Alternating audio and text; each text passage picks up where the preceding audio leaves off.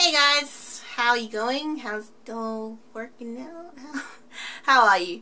So, you must be wondering, Vanessa, why are you in a onesie? Well, I'm in a onesie because of reasons, which I have none, just because. It's quite cold, even though it's now spring, so, you know, thought I'd wear a onesie for funsies. Yeah. Hello Kitty onesie. Yeah, no. You're jealous. Anyway, so the point of this video was I'm doing Nerimon's YouTube survey. Yay! Because it's like one of those things where it's like, do I have to be tagged to do it? Nah, I'm just gonna be that person that just tags themselves and just does it. Yep, that's the kind of person I'm gonna be. Let's get cracking with the survey! So, question numero uno.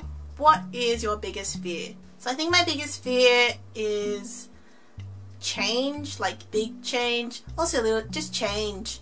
I don't like change that much. Not like global scale change, like let's cure poverty or let's cure cancer. Not that kind of change. I'm all for that.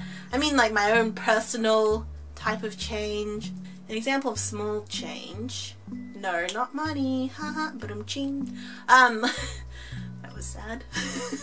For instance, if I get a new desktop icon on my desktop, it'll kind of weed me out for a while until I get used to it because it's like, new thing, I don't like it. Oh. The other kind of big sort of change, best example I can think of is when I was going to go to university in Sydney, and then I decided at like the very last minute not to because I wasn't ready to leave home and I was afraid of change. So that would be what I'm most afraid of. And also, as Alex said, I'm afraid that I won't leave like anything, my mark on the world. Like I won't achieve anything significant to be remembered by, which sounds really vain and, you know, kind of sad. But yeah, I don't want to die and not have lived a full and significant life. I want to at least be known for something. What that something is, I don't know. Something good. Something good. Don't want to be known for something bad. Question number 2. How did you find out Santa wasn't real? The way I found out Santa wasn't real, because when I was little, I used to like organizing my mum's handbag and like I'd just like to rifle through it and like organize all her receipts all nicely. And during one of these organizing receipts expeditions, I found the receipt for the toy I got for Christmas, which was like this Bratz doll head thingy that you could style its hair and stuff. But this is when I was about 9, so I'd already gone through, like, you know, those kids at school, those horrible children that are, you know, well, the ones I'm talking about. Those ones that run around going, Santa's not real, Santa's not real, blah blah blah blah blah, I'm a life ruiner because I'm a crappy child, and yeah. Those ones that run around school telling every kid that they can find, Santa's not real, buddy. Ruining childhoods there. Who does that? Question number 3. What's the best idea you've ever had? The best idea I've ever had, I think a pretty good idea was deciding to stay home and go to uni.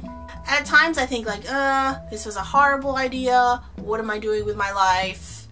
But, you know, in the bigger picture, I think that staying home and going to uni in my hometown was a good idea because I get to be close to my family. I just got everything here and I, you know, I can still branch out in ways but still be at home, that kind of thing. I guess starting this YouTube channel was also a good idea.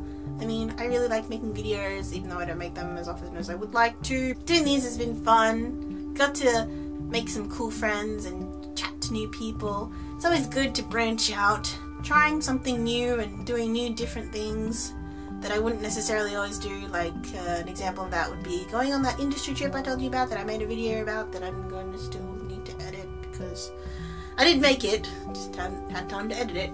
That was really fun, getting to meet new people and experience new things like on my own, and it was good fun, so I like that. I still have heaps of time to come up with great ideas. Question number 4. The most embarrassing thing my parents have ever done. That's a long list. Don't get me wrong, I love my parents, but they can be a bit embarrassing because I am their only child and they dote on me like I'm a small child. In their eyes, I am still their baby. So that comes out a lot when like I'm with my friends. They'll just be like, oh, Vanessa, we love you, mama, you know. But it's nice. It's embarrassing, but it's nice. So I guess the story that I can really think of from like my childhood. This isn't, in hindsight now, it's not really that embarrassing. It's more like it makes sense why it happened. In primary school, I was that kid that always used to bring toys to school. I would always take like my Pikachu toy to school, and that's actually how I met my best friend, through our Pikachu toys, because we were those kids that brought toys to school. Yeah, so I had my Pikachu toy that I bring to school, and we used to have this maze thing in school. One day, one of the older kids, I think he was in like year 6 or something, and he was older than me. This is like little 6-year-old me, kindergarten, kindy kid, playing with my Pikachu, and he takes it off me and he runs around the maze, and I'm running after him trying to get my Pikachu back, because that kid was a little punk. I mean, come on, who does that? Eventually I had to give my Pikachu back, but you know, I was really sad, and I think I came crying to my mom, and I was like, that kid, he took my Pikachu off me, and I was really angry, and he must have been walking past or something, because I pointed him out to my mom, being like, that's the kid that did it, that one. So she got out of the car, had a full-on go at this kid for what he did to me, which makes perfect sense now, but back then I was like, what are you doing? Why are you oh my god, what are you doing? No! No! No! That kind of thing where you just want the ground to swallow you up, or you just want to just... Ugh, one of those ones. Yeah. But now, you know, it makes sense. So I had those kind of moments always when I was little, especially when we go shopping or something, and my mum or my dad or someone, whoever I was with, would argue about the price of something. I'd be like, no, just pay. What are you doing? Don't make so. Because I don't like drawing attention to myself.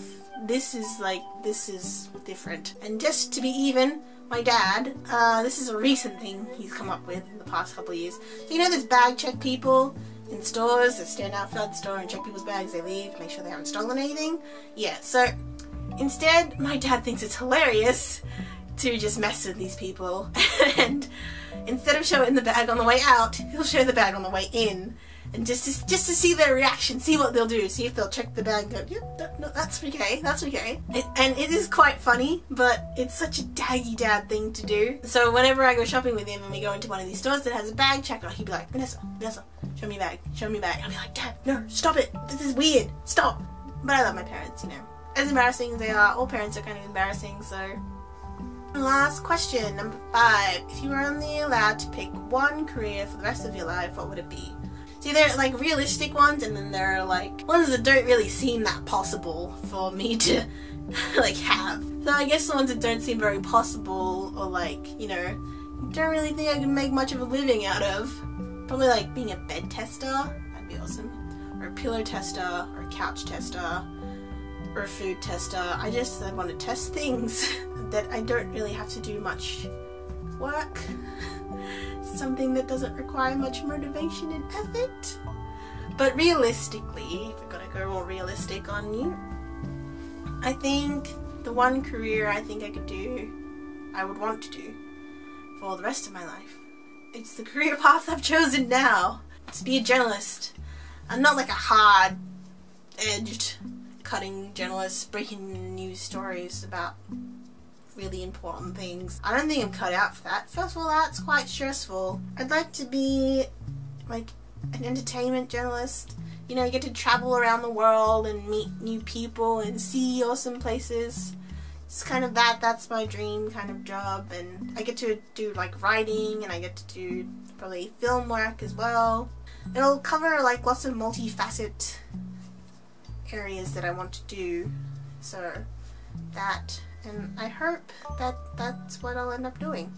I don't know, that could change. I might become a bed tester. I might just give up my career in journalism and just move on to testing beds, because someone's got to do it. Those were my answers to the YouTube survey for 2013. Normally you're supposed to tag someone in this video, and someone that I would like to see do this video is Georgia, because she's cool. Here's a picture of her face here. Her channel, go check her out, she's a cool kid. She's really awesome. So I'd like to see Georgia do it because she's a cool cat. Thank you for watching this video, guys, and you can check out Nerimon's original video down in the description box below, or in an annotation somewhere in this box. I will see you next time. Bye!